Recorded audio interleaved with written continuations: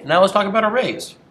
Arrays are a list. The easiest array to represent would be the empty list. So we delimit an array with square brackets.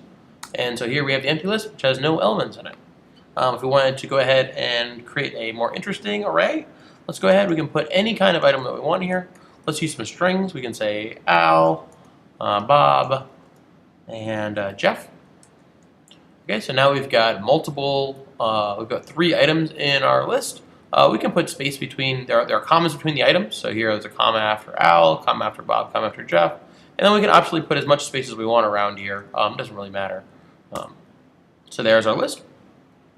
You can put any kind of items you want in there. So you could also optionally put a number, say 123,000 something. That's fine too. And you can also put other items in here. So you could say, in fact, you can put another list. So now the last item in this list is actually another array. One thing that's a little strange about arrays is how you index them.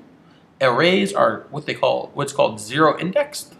Because these are a list, you're always wanting to get the items out of them. So for example, if we want to get the first item of this array, Al, back, the way that we do that is we index it with 0. So we say A of 0 will actually be the first item of that list. A of 1 will be the second item in the list. A of 2 will be Jeff, or what we ordinarily count as the third item.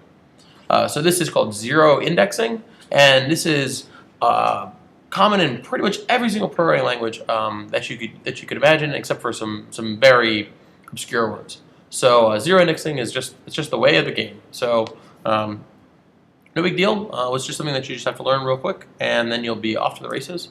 In an array, if you do go past the end and index, say, way up in the thing, you'll get nil back. Nil being that special nothing value.